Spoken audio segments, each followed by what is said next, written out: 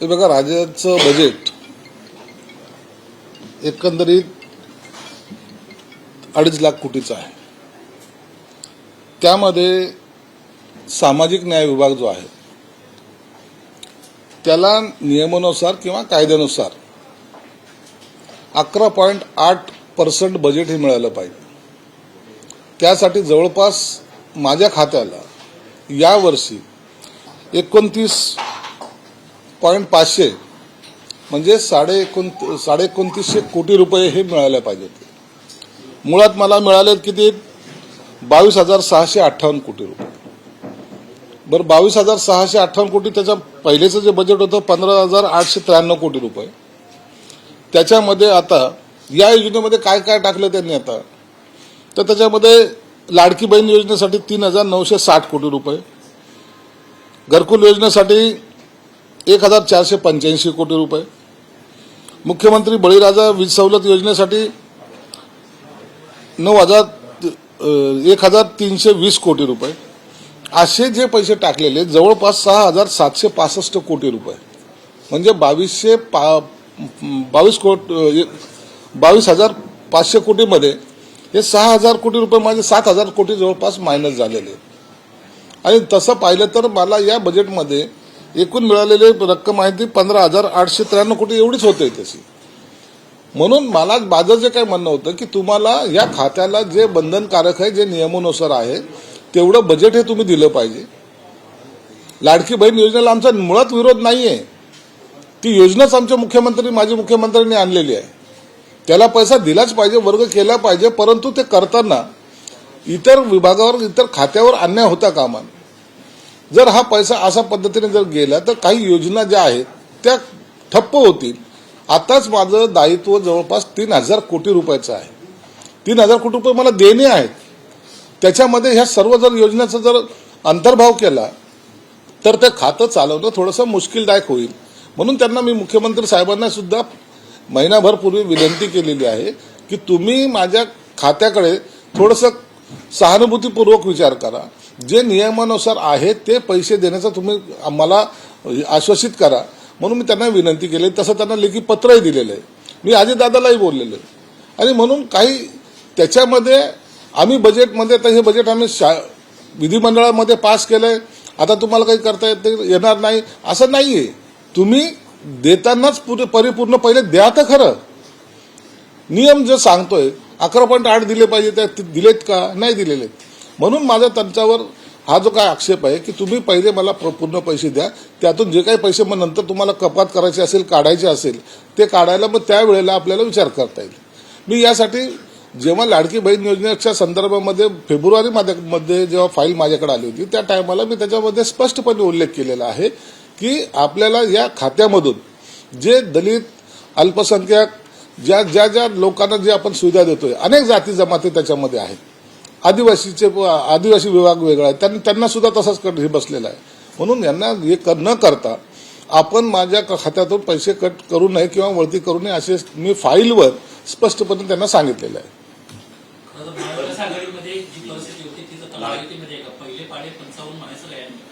नाही, तसं काही म्हणता येणार नाही. कारण की आता बघा, एक तुम्ही सर्वांना मान्य करावं लागेल.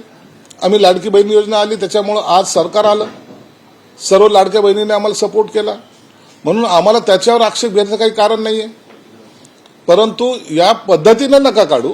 इतर अनेक मार्ग आहेत, त्या पद्धतीने जर पैसा द्यावा लागेल. लाडकी बहीण योजनेचे निश्चितच सरकारवर थोडंसं बर्डन आहे, हे सर्वजण मान्य करतात. परंतु त्याच्यासाठी म्हणून त्यांना काही विरोध करण्याचं काही कारण नाही. ही योजना बंद होऊ नये, झाली नाही पाहिजे, त्यांना ते पैसे मिळाले पाहिजे, ही आमची सुद्धा धारणा आहे. यापूर्वी पण निधी पडवण्याचा आरोप आहे किंवा आमदार प्रश्न निर्माण करत होते की आम्हाला निधी देत नाही. आता तुम्ही आरोप करताय, नेमकं यामध्ये खरा सकुनी मावा कोण आहे? आमदाराला निधी कमी देणे, जास्त देणे हा भाग वेगळा आहे. परंतु जेव्हा खात्याला वर्गीकरण करून पैसे दिले जातात, हे मी पुन्हा सांगतो, तुम्हाला नियमानुसारच पैसे द्यावे लागतात. नियम सांगतो त्या पद्धतीने तुम्हाला पैसे 11.8 हा माझा रेशिओ आहे, त्या रेशिओनेच पैसे मला द्यावे लागतील. हे बंधनकारक आहे. म्हणून अजितदादावर राग काय, शकुनी मामा कोण आहे, हे कोण आहे, हे जे प्रश्न निर्माण करतात काही लोक, याच्याशी मला काही देणं घेणं नाही. मी काही भानगडीत पडतही नाही. मी माझ्या खात्यापुरतं पाहत असतो. पण जे पैशाचं कमी मिळेल पण चालली गृह बांधायची पैसे नसल्यावर ते कुठून बांधणार? पैसे नसले तर अडचण येतीलच ना. आता हॉस्टेलचं आम्ही प्रपोजल आमचे आहेत, आमचे बाकी विद्यार्थ्यांचे आहेत, शिष्यवृत्तीचे प्रश्न आहेत. आताही आम्ही काही मुलांना पैसे देऊ शकलेले नाहीत, त्यांच्या खात्यात आताही पैसे गेले नाहीत. ते अनेक जण सांगतायत की साहेब आमचे पैसे आणखी खात्यात आले नाहीत. जर निधीला जर थोडासा कट जर बसला तर हा त्रास निश्चित आम्हाला जाणवणार आहे. महाविकास आघाडीमधून ज्यावेळेस आपण बाहेर पडलो, महाविकास आघाडीमधून त्यावेळेस अजित पवारांवरच आरोप झाले होते. अजित पवारांवर आरोप करून सर्वजण बाहेर पडले की आम्हाला कशा पद्धतीने त्रास दिला जातो. आता पुन्हा एकदा अशाच पद्धतीने अजित पवारांवरच आरोप आहे का? अजित पवार जाणीवपूर्वक अशा सगळ्या गोष्टी करतायत असं म्हणणं आहे. नाही, जाणीवपूर्वक करत असावेत असं माझा काही आक्षेप नाही. परंतु कदाचित त्यांना जे काही ते गाईड करणारे जे आहेत अकाउंटच्या विभागाचे, त्यांनी कदाचित मिसगाईड केलं असावं. मी त्यांना सुद्धा विनंती करणार आहे की माझा हक्काचा जो निधी आहे तो माझ्या खात्याला मिळाला पाहिजे, ही माझी आग्रही मागणी आहे. राज्याला शिरसाट साहेब 9 लाख कोटीचं कर्ज आहे, त्याचा जीडीपीवरती परिणाम दिसून येतो, राज्याच्या अर्थव्यवस्थेवरती दिसून येते. एकीकडे 2100 रुपयाची घोषणा केली, त्याचा काही पत्ता नाही. त्याबाबत विरोधाभास आहे, झिरवाळाने वक्तव्य वेगळं केलं आपण ऐकतोय. मग याची सर्व घडी बसवताना दुसरीकडे अर्थमंत्री निधी देत नाही ही तुमची ओरड आहे. या सर्वांचा सारासार करायचं म्हटलं तर राज्याची आर्थिक घडी बसवायची तरी कशी नेमकी? नाही, राज्याची आर्थिक घडी बसवायची कशी हा वरिष्ठ पातळीवरचा विषय आहे. 1500चे 2100 रुपये करू शकत नाही ही वस्तुस्थिती आहे. परंतु त्याचा अनेक लोक वेगळ्या अर्थाने भाव करतात. काही योजना बंद होणार का, याला पैसे कमी मिळतात का? नाही, त्याला पैसे आम्ही परिपूर्ण देणार आहोत. जे कमिटमेंट आहे आमची ती कमिटमेंट आम्ही पूर्ण करणार आहोत. आता राज्याच्या आर्थिक याच्यावर जो भार आलेला आहे त्यासाठी पर्याय वेगवेगळे आहेत. भले कर्ज काढावं लागेल, परंतु आम्हाला त्या लाडक्या बहीण योजनेला बंद करता येणार नाही, हे तेवढी वस्तुस्थिती आहे. 21 रुपये मिळणार का आगामी काळात? आता सध्याला 1500 रुपये मिळतील एवढं नक्की. भविष्यात तुम्ही आता म्हणत होते की 1500 ते 2100 होणं कधी वस्तुस्थिती नाही. तसं त्यामुळे पैसे नसल्यामुळे जी गडबड आहे का? पैसा थोडा कमी तर आहेच ना, ही वस्तुस्थिती आहे, मान्य करावं लागेल ना. आर्थिक अडचण निश्चित आहे, परंतु ते दूर करण्याचा प्रयत्न मुख्यमंत्री आणि त्यांचे सर्व सहकारी आम्ही करतोच आहोत. सर, बात सिर्फ फंड ट्रांसफर की नहीं है. फंड ट्रांसफर हुए सोशल जस्टिस और ट्राइबल डेवलपमेंट डिपार्टमेंट से. तेलंगाना और आंध्र प्रदेश जैसे राज्यों में नॉर्म्स हैं जो कि इस बात से को प्रतिबंधित करते हैं कि इस तरह से इन सेंसिटिव डिपार्टमेंट से पैसे नहीं ट्रांसफर किए जा सकते. तो उसको लेकर के क्योंकि आप सोशल जस्टिस मिनिस्टर हैं, महाराष्ट्र में भी एक बार ये बातचीत चली थी कि इस तरह के नॉर्म को लाना चाहिए और अब वो नॉर्म नहीं है, hence the transfer. So as the social justice minister आपका कॉमेंट? देखिए, सोशल जस्टिस डिपार्टमेंट और ट्राइबल डिपार्टमेंट के लिए नॉर्म्स तेलंगाना में, आंध्रा में और 2-3 राज्यों में चलते हैं. उनके पास कभी भी निधि लैप्स नहीं होता. ये खाते को जो दिया गया निधि है वो कंटिन्यू उसी पे खर्चा करना चाहिए, ये बंधनकारक है. 31 मार्च आया, अखर्चित बोल के उसको अपन ट्रांसफर मतलब लैप्स करेंगे, ऐसा नहीं होता. तो कैरी फॉरवर्ड होता है, वो अगले साल में जाता है. ये उन्होंने वहाँ कायदा बनाया है. हम भी सीएम साहब से बात करके इस तरीके का कोई कायदा लाने की हम भी कोशिश करेंगे.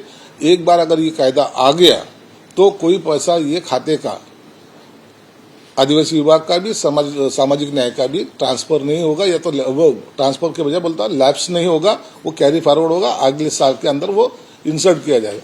इसलिए ये कायदा लाना हमारे लिए भी जरूरी है. सोशल जस्टिस डिपार्टमेंट के तहत क्या ये जो इतना बड़ा रकम है 410 करोड़ से ज्यादा का, इसका ट्रांसफर होना क्या आपके ओवरऑल डिपार्टमेंट के परफॉर्मेंस पे और बाकी जो प्रोजेक्ट्स हैं उस पर भार डालेगा? नहीं, होता है ना, जरूर उसका इफेक्ट तो होगा. अभी जो पैसा मिलना चाहिए वो पूरे तरीके से मिला नहीं. ये लोक संख्या के आधार पे पैसा दिया जाता है. अभी इसके अंदर जो अभी अगर नहीं मिला तो उसका बट नेचुरल है, कुछ खातों पे इसका असर जरूर होगा. महामंडल है, उनको अभी हमको लोन देते वक्त दिक्कत आएगी. अब वो आएगी, अब उसको कुछ इलाज भी तो है नहीं है. कोई स्पेसिफिक प्रोजेक्ट महामंडल लोन के अलावा कोई और राष्ट्रवादी विशेष करून एकनाथ शिंदे आणि अजित पवारमध्ये काही नाराजी सुरू आहे. कारण का जो माजी मुख्यमंत्र्यांचा त्या कार्यक्रमामध्ये अजित पवारांनी जाहीर नाराजी व्यक्त केली की बऱ्यापैकी जनतेचा हा सन्मान आहे, याला पाहिजे प्रतिनिधी पाठवलं नव्हतं पाहिजे. प्रतिनिधी पाठवलं त्याची परंपरा पडेल आणि कार्यक्रमांना अशा व्हॅल्यू राहणार नाही. आणि त्याला थोडंसं जाहीर नाराजी व्यक्त केली. अजित पवार काल तुमच्या विभागात देखील होते, त्या ठिकाणी देखील तुम्हाला आमंत्रित आहे, ते करण्यात आलेलं नव्हतं. कुठेतरी नाराजीचा सूर आणि त्या ठिकाणी पाहिलं. शिवसेनेच्या मंत्र्यांनी थेट नाराजी व्यक्त केलेली आहे, त्यामुळे शिवसेनेचे नेते आणि मंत्री महायुतीचं टेन्शन वाढतं अशी चर्चा देखील आता सुरू होते या सगळ्या गोष्टी. आम्ही महायुतीचं कोणतंही टेन्शन वाढवत नाहीत. महायुती मजबूत आहे. एखाद्या कार्यक्रमाला एखाद्या उपमुख्यमंत्री न जाणं, अनेक वेळेला असं झालेलं आहे. शिंदे साहेबांचे डेट मी घेतलेले आहेत, कार्यक्रमाला ते आले नाही, कॅन्सल करावा लागला. असं नसतं. जर त्यांनी पूर्वी काही कार्यक्रम दिले असेल आणि त्या कार्यक्रमाला त्यांना जायचं असेल तर ते एखाद्या कार्यक्रमाला अब्सेंट राहिले तर याचा अर्थ महायुतीमध्ये तणाव आहे असं नाही. काल डेप्टी सीएम अजित पवार माझ्या मतदारसंघात आले, मला त्याची कल्पना नाही आणि ते कल्पना नसल्यामुळे मी माझे जे पूर्व कार्यक्रम होते ते कार्यक्रम मी माझे करत गेलो, म्हणून काल त्यांच्या कार्यक्रमात सुद्धा मी उपस्थित नाही राहू शकलो. याचा अर्थ असा होत नाही की आमच्यामध्ये बेबनाव आहे. आमचं सर्व चांगलं आहे. परत फक्त थोडा बहुत जो काही वाद होत असतो निधीचा, तो मला वाटतं सामंजस्याने आम्ही मिटवण्याचा प्रयत्न करतोय. मुख्यमंत्री साहेब याच्यातून तोडगा काढतील. समन्वयाचा कुठे अभाव आहे? कारण का तुम्ही देखील मंत्री आहात, उपमुख्यमंत्री तुमच्या मतदारसंघात येतात, काही मतदार एक पालकमंत्री असून मंत्री असून तुम्हाला माहिती दिली जात नाही. कुठेतरी जाणीवपूर्वक केलं ते अजितदादाच्या ज्या स्टाफ आहे त्यांना कदाचित त्यांना माहिती नसेल. मी त्या जिल्ह्याचा पालकमंत्री असल्यामुळे मला त्याला 2 दिवस अगोदर मला सूचना द्यायला पाहिजे होती. कदाचित त्यांच्याकडून का दिले गेले नाही त्याचा जाब अजितदादा त्यांच्या खात्याला विचारतील. सिरसाट साहेब, खाली अजित पवार बोलताना म्हणाले की अधिकारी आणि मंत्र्यांनी चांगलं काम करा, नीट करा, अन्यथा त्या ठिकाणी रोबोटिक. मंत्रिमंडळातील कोणत्या मंत्र्याकडे त्यांचा अंगोली निर्देश आहे की ते मंत्री काम करत नाही, असे कुठले आहेत तुमच्या माहिती? रोबोटसारखे वागणारे आणि याला जोडून प्रश्न की 100 कार्यक्रम जो होता त्यात आपलं खातं कुठेच नव्हतं. कारण काय? तुम्हाला सामील केलं गेलं नव्हतं, तसं काम झालं नाही. तसं काही नाहीये. हे मुख्यमंत्री देवेंद्र फडणवीसांनी जी योजना आणली की 100 दिवसाचा कार्यक्रम हा लागोपाठ चालणारा कार्यक्रम आहे. ही 5ही वर्ष त्याच स्पीडने काम करण्याची एक सुरुवात त्या टायमाला केली. आणि गाडीचं सारखंच असतं, पहिल्या गिअरमध्ये गाडी डायरेक्ट टॉप गिअरमध्ये टाकता येत नाही. ते पहिल्या गिअरमध्ये काही ज्या चुका असतील, काही कामाच्या पद्धतीमध्ये स्लो डाऊन झाला असेल किंवा काही कामाची सुरुवात झाली असेल तर त्या 100 दिवसामध्ये जेवढं काही केलंय ते समाधानकारक आहे की नाही हे तपासण्याचं काम मुख्यमंत्री साहेबांनी केलेलं आहे.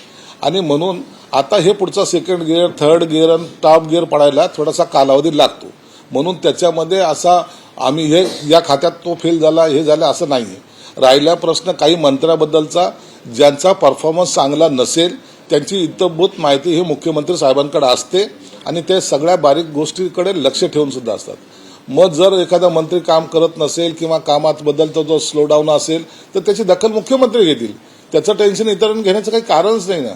मग तुम्हाला रोबोट आणायचा आहे का विदाऊट मंत्र्याचं सरकार चालवायचं आहे, हा सर्व निर्णय हा मुख्यमंत्र्याचा आहे. म्हणून मुख्यमंत्र्यांना या सर्व गोष्टीची जाणीव आहे. सर, राज्य सरकारने अजित पवार मंत्रिमंडळी का? पत्र लिहिलेलं आहे काय, त्याच्यावरती उत्तर तुम्हाला देण्यात आलेलं आहे का, काय समाधानकारक उत्तर मिळालं? नाही, मुख्यमंत्री साहेबांशी माझी चर्चा झालेली आहे आणि आता उद्या सुद्धा चोंडीला आमची कॅबिनेटची बैठक आहे. त्या टायमाला हे सगळं विषय निघणार आहे. त्यावेळेला सुद्धा आम्ही याच्यावर चर्चा करू आणि मुख्यमंत्री जो निर्णय घेतील तर त्याच्यावर आमचं समाधान असेल. साहेब, अजित पवारच काय? कारण त्या फडणवीसांचा कुठल्याच असा विषय नाही की तुम्ही त्यांना तक्रार करताय. ते लाडकी बहिणी ते खातेही त्यांच्याकडे आहे. तुमच्या मतदारसंघात अजित पवारच आहेत. अजित पवार ते जाणीवपूर्वक करतायत का? नाही, अजित पवार जाणीवपूर्वक करत नसावेत. जाणीवपूर्वक करण्याचं काही कारणही नाही. त्यांचं काम करण्याची पद्धत वेगळी, थेरी वेगळी आहे, आमची काम करण्याची पद्धत वेगळी आहे, सीएम साहेबांची काम करण्याची पद्धत वेगळी आहे. म्हणून आम्ही एकमेकाला कुरघोडी करणं ज्याला म्हणतात ते करायच्या भानगडीत पडत नाहीत. प्रत्येकाने स्पीडनी काम केलं पाहिजे ही त्याच्या मागची भावना मुख्यमंत्र्यांची आहे आणि आम्ही त्यांच्या खांद्याला खांदा लावून काम करण्याचा प्रयत्न करतो. असं म्हणताय की संजय शिरसाटांना वस्तुस्थिती जी आहे ती समजून घ्यायला पाहिजे, असं एका ज्येष्ठ नेत्याला बोलणं योग्य नाहीये असं त्यांचं म्हणणं आहे. मी ज्येष्ठ नेत्याला बोललेलं नाहीये. घेऊन जात नाहीये असं त्यांचं म्हणणं आहे. अजित पवार काय पैसे स्वतःच्या घरी घेऊन जात नाहीये. मग ते काय कट करून जर कट नसेल तर मी माझ्या घरी घेऊन गेलो असतो का? पैसे काय मला माझ्या घरी घेऊन जायचेत का? मला खातं चालवताना थोडंसं लोकांना तोंड द्यावं लागतंय आणि याची जाणीव सर्वांना असली पाहिजे. मग तुम्ही तुमचं कार्यक्षमता सुद्धा दाखवायची, तुम्हाला परफॉर्मन्स पण द्यायचा आणि तुमचा पैसाही कमी व्हायचा. हा एकंदर दुपटी भूमिका राहील. काम करताना फ्रीडम असला पाहिजे आणि काम करताना जर चुकत असलं तर कान धरला सुद्धा पाहिजे. माझं चुकतंय का, कान धरा, अवश्य तुम्हाला ते अधिकार आहेत. परंतु काम करताना मग पाय छाटून पळ म्हणायचं ही सुद्धा पद्धत बरोबर नाही ना. म्हणून मी माझा आक्षेप त्याच्यावर नाहीये, कुणावर मंत्री म्हणून काय अजितदादावर माझा आक्षेप नाहीये. त्यांच्या खालचे जे अधिकारी आहेत त्यांना सुद्धा हे समजलं पाहिजे की काम करताना फ्रीडम जो पाहिजे या मंत्र्यांना तो त्या पद्धतीने द्या. काम करत नसेल तर त्याला मंत्री पदावरून काढून टाका, काही प्रॉब्लेम नाही. परंतु याचा अर्थ असा नाही का काही बोलायचंच नाही असं नाही होत ना. माझी व्यथा मी मांडायचा प्रयत्न केला, याच्यात वाईट वाटण्यासारखं काहीच नाही. राज्य सरकार में भी सर राज्य सरकार में डिविजन एक सुरुवातीला प्रताप सरनाईक यांनी आक्षेप घेतला होता त्याच्या विदेशी कर्मचाऱ्यांचे पगार नाही झाले. त्यांनी पण आक्षेप घेतला होता वित्त विभागावर. तारीखचा शुक्राचा जे मंत्रालयात बसला आणि तो पगार होऊ देत नाही. 5 तारखेला जमेल तर मी उपोषणाला बसेल किंवा तिथं हजर राहील असा. नंतर तुमचा आक्षेप आलाय अजितदादांच्या वित्त विभागावर. गिरीश महाजनचा बी आला ना, गिरीश महाजनचा बी आला ना. नाही सुरुवातीला प्रताप सरनाईकांनी व्यक्त केला होता. ठीक आहे, काही जरी आक्षेप असला तर आम्ही याची चर्चा करू. आता मुख्यमंत्री आणि दोन्ही उपमुख्यमंत्र्यांशी चर्चा होईल आणि आमच्या त्याच्यातून मला वाटतं समाधानकारक तोडगा निघेल. हे सगळं मुद्दाम केलं जातंय का अशा अनेक अरे वारंवार त्याच्या आमच्यामध्ये भांडण लावायचा प्रयत्न का करतात? आमचं कोणत्याही प्रकारचं भांडण नाहीये. आमचं आम्ही जी काही मत मांडतोय त्या मताचा अर्थ आमच्या एकमेकाच्या विरोधात काहीतरी टोकाची भूमिका घेतोय. आता अजितदादाचं आमचं भांडण लागलंय असा तुम्ही प्रकार जो करताय वित्त विभागामध्ये जर काही चुकीचे जे काही काम करत असेल तर त्याच्यावर दादा कारवाई करतील, त्याची चिंता करू नका आणि तुम्ही अवघच आमचं भांडण लावू नका. एबीपी माझा, उघडा डोळे बघा नीट.